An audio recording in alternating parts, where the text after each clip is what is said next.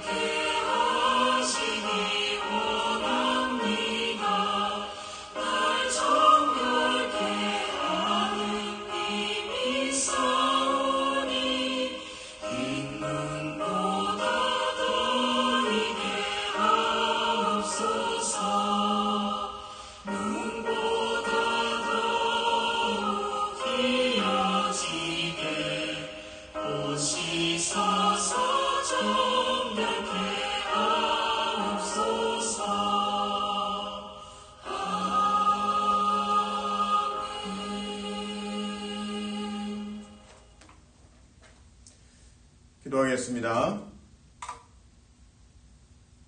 자비가 풍성하신 주님 감사합니다. 금요일 새벽 주님 앞에 엎드리며 나왔습니다. 오늘 또 민수기 31장의 말씀을 통해서 우리 10년 가운데 온전한 순종을 가르쳐 주시옵소서. 주님, 환우들 위해서 중보합니다. 하나님의 위로하심과 치유하심을 베풀어 주시옵소서. 하나님께서 안으시며 그 죄아래 시간들, 치유의 시간들 하나님께서 온전케 하여 주시옵소서. 주님, 교회 리더십을 위해 중보합니다. 하나님께서 기름 부으신 주정희 목사님, 주보덕 사모님 영간의 강건함을 더하여 주시옵소서. 기도할 때마다 하나님의 권능이 성령이 임하게 도와주시옵소서. 장로님들과 권사님들 하나님 세워주셨습니다. 하나님, 참으로 그들의 간구를 들어주시옵소서. 주님 말씀으로 거룩하게 하여 주시옵소서. 예수 그리스도 안에서 하나됨의 복됨이 이루어지게 도와주시옵소서. 예수님 이름으로 기도합니다. 아멘. 하나님께서 주신 말씀 민수기 31장 13절에서 24절까지 한 절씩 나눠 읽겠습니다. 모세와 제사장 엘르아살과 회중의 지도자들이 다 진영 밖에 나가서 영접하다가 모세가 군대의 지휘관 곧 싸움에서 돌아온 천부장들과 백부장들에게 노하니라. 모세가 그들에게 이르되 너희가 여자들을 다 살려 두었느냐? 보라, 이들이 발람의 꾀를 따라 이스라엘 자손을 부올의 사건에서 여호와 앞에 범죄하게 하여 여호와의 회중 가운데에 연병이 일어나게 하였느니라. 그러므로 아이들 중에서 남자는 다 죽이고 남자와 동침하여 사내를 아는 여자도 다 죽이고 남자와 동침하지 아니하여 사내를 알지 못하는 여자들은 다 너희를 위하여 살려둘 것이니라. 너희는 이래 동안 진영 밖에 주둔하라.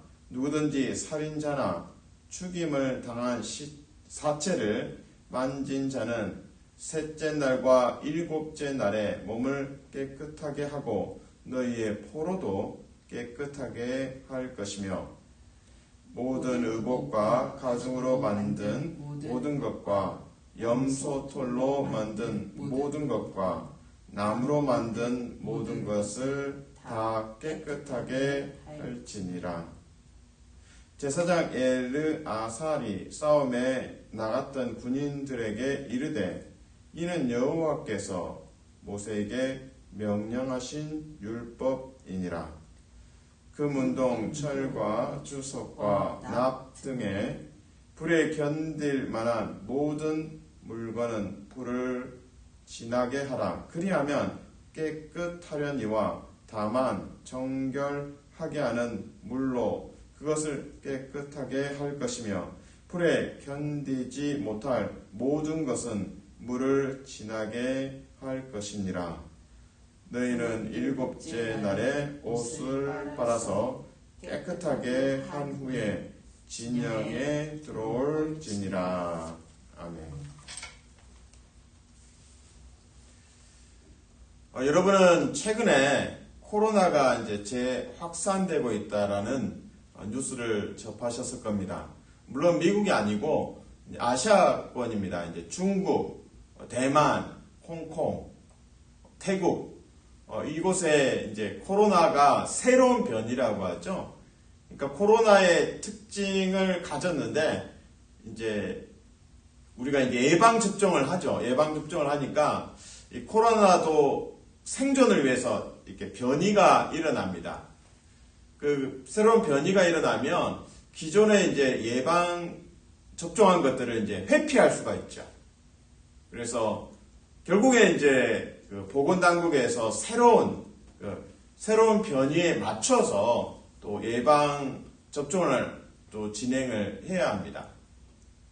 결국에는 지금 아시아에서 이제 뭐 중국, 홍콩, 대만, 태국 뭐 이런 나라들에서 이제 조금씩 코로나가 확산되고 있기 때문에 주의를 좀 기울일 필요가 있습니다.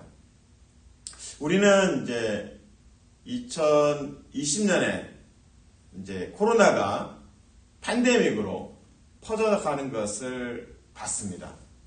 경험했죠. 그리고 교회를 한동안 또 예배를 드리지 못했던 상황도 있었습니다. 그리고 얼마나 많은 희생자들이 있었는지도 기억을 합니다. 그런데 만약 이 코로나가 또 전 세계적으로 퍼져간다면 더 두려움이 있죠. 한번 경험해 봤기 때문에 더 두려움이 사실은 있습니다. 만약에 누군가 그 코로나 바이러스를 인위적으로 이렇게 퍼뜨린다면 정말 우리 안에 이제 두려움이 더 생기고 정말 그래서는 안 되는데 하는 이제 마음이 생기겠죠. 그래서 어떻게 하면 이제 코로나가 퍼지지 않게 할까? 예방 접종도 해야 되고 규칙도 지켜야 될 것이고 손도 잘 씻어야 될 것이고 또 필요하다면 마스크도 착용해야 될 것이고 이런 것들을 이제 잘 지켜 나가는 것이 정말 중요합니다. 저는 이제 코로나에 대해서 잠깐 언급했습니다. 다시 이것이 퍼지면 안 되겠다. 지금 잠깐 아시아권에서 코로나가 좀 퍼지고 새로운 변이가 발생하고 그것들을 잘 이제 처리해서 더 이상 퍼지지 않으면 좋겠다. 그런 마음이 있습니다. 죄도 그러합니다. 죄악이 이게 코로나처럼 이렇게 퍼져가면 그 전염성이 정말 강합니다. 그 전염성이 강한데 그것을 이제 막아야겠죠. 더 이상 퍼지지 않도록 막아야 할 것이고, 그래서 더 이상 이제 피해를 좀 최소화하고 줄여가는 것이 필요합니다. 오늘 본문이 사실 비슷한 맥락에서 해석이 됩니다. 민수기 31장에서는 이스라엘 군대가 비느하스의 쥐 아래 미디안 족속들을 치게 됩니다. 승리하죠. 그리고 승리하면서 이제 돌아오는 장면입니다. 이제 돌아오는데 진영 밖으로 이제 모세가 나가서 그들을 만납니다. 그리고 모세가 화를 냅니다. 상당히 이제 이 부분에서 우리는 납득하기가 어렵습니다. 전쟁에서 수고하고 목숨 걸고 싸웠는데 왜 모세가 화를 내고 있을까? 자, 그 본문을 한번 보겠습니다. 13절, 14절을 한번 같이 읽습니다. 시작. 모세와 제사장 엘르아살과 회중의 지도자들이 다 진영 밖에 나가서 영접하다가 모세가 군대의 지휘관 곧 싸움에서 돌아온 천부장들과 백부장들에게 노하니라. 이 전쟁에서 돌아올 때 얼마나 피곤하겠습니까? 빨리 집에 가서 쉬어야겠다. 그런 이제 또 가족들과 또 식탁에 앉아서 즐거운 대화를 하고 정말 푹 쉬고 싶다. 얼마나 그런 휴식이 그립겠습니까? 근데 모세가 나와서 화부터 내니 너무나 당황스럽습니다.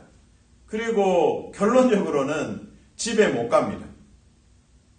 7일 동안 진영 이스라엘의 회중 밖에서 7일 동안 깨끗함을 받는 시간을 가지게 됩니다.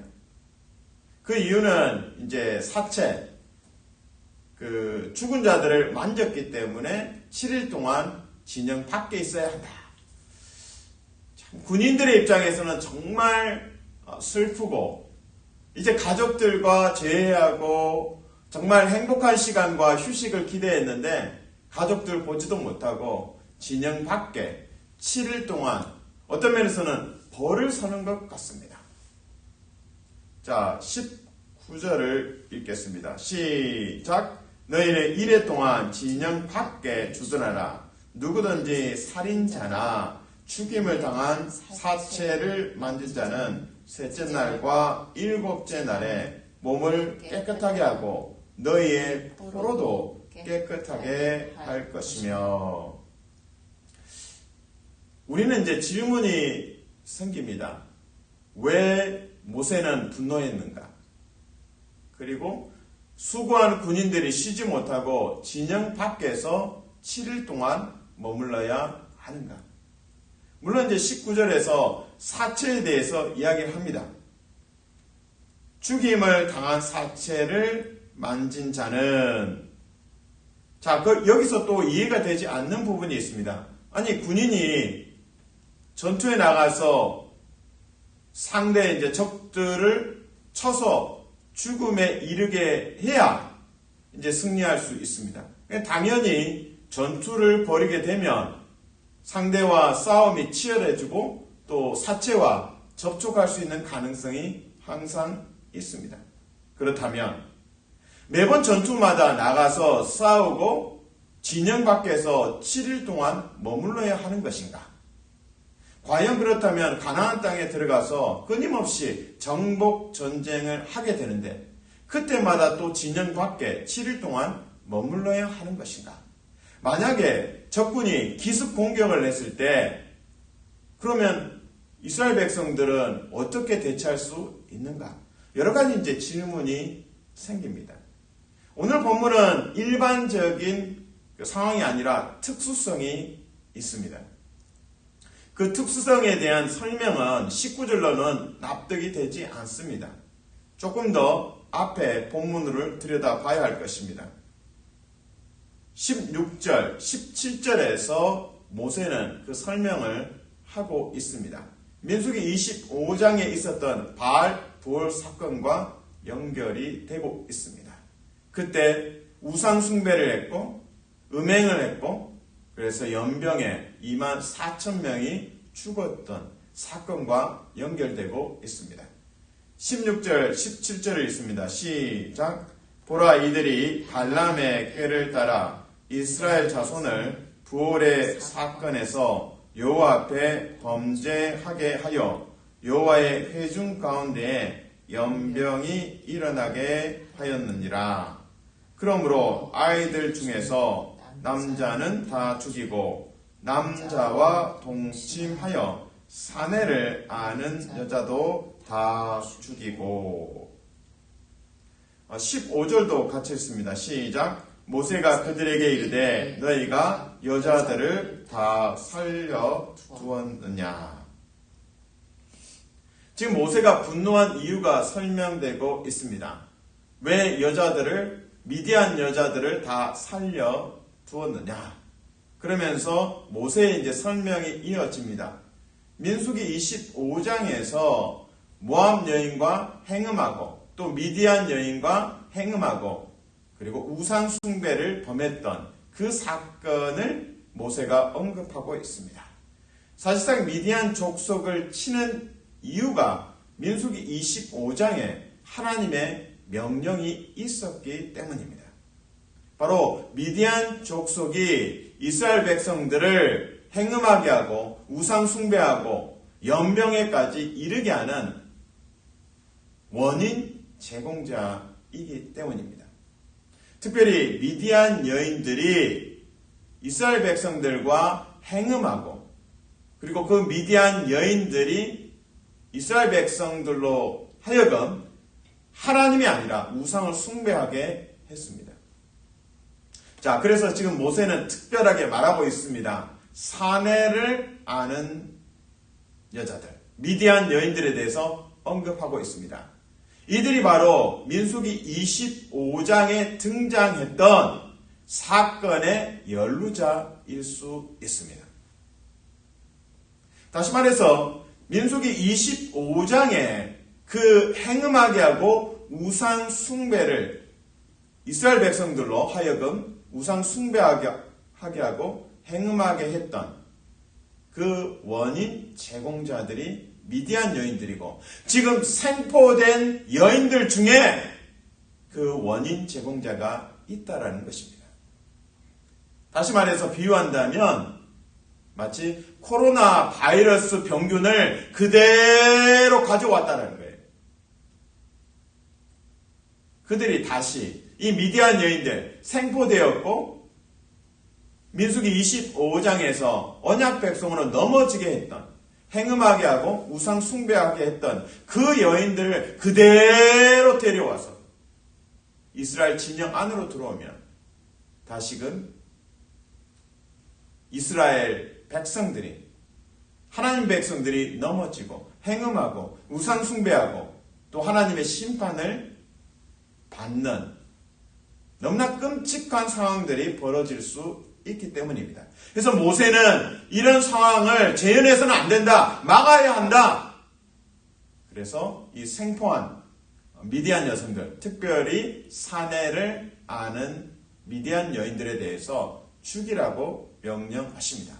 그들 중에는 바로 바알볼 사건과 깊게 연루되어 있고 이스라엘로 하여금 넘어지게 했던 장본인이 들어있기 때문입니다. 오늘 본문에서 영적인 교훈은 하나를 적용할 수 있습니다. 부분적인 순종은 위험합니다. 우리가 코로나 그 상황에서 지켜야 할 것들에 대해서 많이 기억하고 있습니다. 예방 접종을 해야 되고요.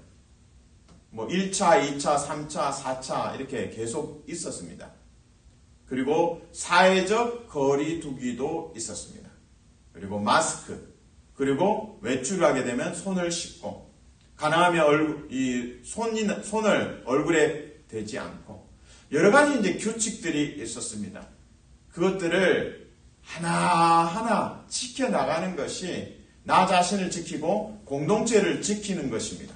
우리 가족을 지키는 것입니다. 그래야 코로나가 확산되지 않기 때문이죠. 분명히 미디안을 치라는 것은 하나님의 명령이었습니다. 그러나 이거 아깝다. 이 사람 죽일 필요 있나? 우리가 노동에 이제 일을 부리면 되지. 이게 단순한 생각들을 가지고 있었습니다. 그러나 모세는 명확하게 알고 있었습니다. 지금 미디안 족속을 치는 이유가 분명히 있었습니다. 언약 백성으로 하여금 행음하고 우상숭배하고 넘어지게 하고 연병에 24,000명이 죽었던 그 끔찍한 사건 때문에 하나님께서 미디안을 치게 하셨던 것입니다. 끔찍한 시간이었죠. 광야 40년을 마무리하면서 우상숭배를 했고 연병에 죽고,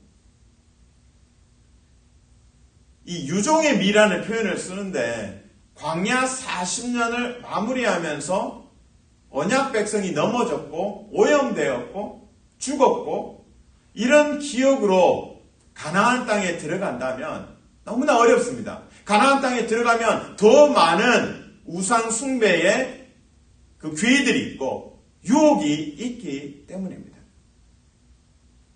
미디안 전쟁은 모세가 이제 진두지휘하는 마지막 전쟁입니다.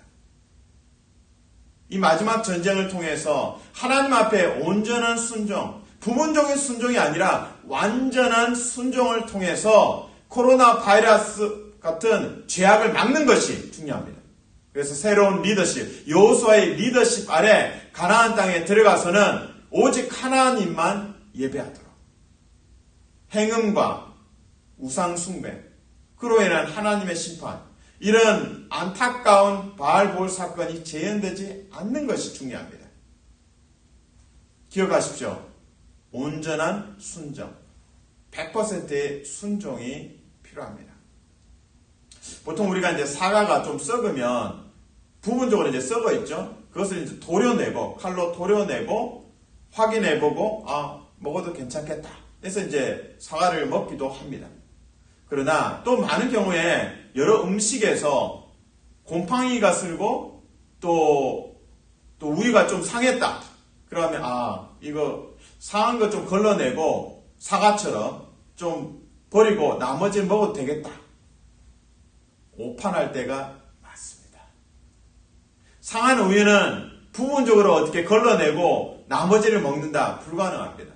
그냥 버려야 됩니다. 어떤 음식도 곰팡이가 있으면 이 곰팡이 이제 눈에 보이는 것만 덜어내면 되겠다. 그렇지 않죠. 보이지 않지만 벌써 다 퍼져 있을 가능성이 있습니다. 온전한 순종 어떻게 할 것인가? 하나님 보여주십시오. 부분적인 순종으로 인해서 넘어질 때가 참 많이 있습니다. 여러분이 썩은 우유는 버려야 합니다. 부분적인 순종은 위험합니다. 하나님께 어떻게 온전한 순종을 할 것인가? 예수 그리스도를 다시 마음에 품습니다. 빌립보서 2장의 말씀처럼 자신을 비우시고 낮아지시고 십자가에 죽기까지 순종하신 그 예수 그리스도의 순종을 통해서 죄와 싸우고 그리스도의 이름으로, 그리스도의 보혈의 능력으로 승리하고 또 순종하는 복된 성도 되시기를 주님의 이름으로 축복합니다. 아멘. 기도하겠습니다. 하나님 감사합니다. 코로나가 다시 퍼지고 있다라는 이야기를 신문을 통해서 접하고 있습니다. 참 우리 안에 두려움이 있습니다. 이 바이러스가, 코로나가 재확산되지 않도록 우리가 해야 할 일들이 많이 있습니다. 좀 더 위생에 신경을 써야 할 것입니다. 그리고 필요하다면 예방주사도 맞아야 될 것이고 사회적 거리두기도 필요합니다. 주님, 우리에게 영적으로 이 코로나 같은 죄악이 우리 내면에, 우리 가정에, 또 우리의 교회 안으로 들어올 수 있습니다. 주님, 우리에게 온전한 순종을 허락하여 주시옵소서. 정결함의 시간을 허락하여 주시옵소서. 하나님의 시각에서 판단하고 결정하게 도와주시옵소서. 아깝다고 처분하지 않고 먹었던 우유나 또 상한 음식이 우리를 병들게 합니다. 주님, 버릴 것은 버리게 도와주시옵소서. 온전한 순종을 예수 그리스도로 인하여 배우고 따르게 도와주시옵소서. 예수님 이름으로 기도합니다. 아멘.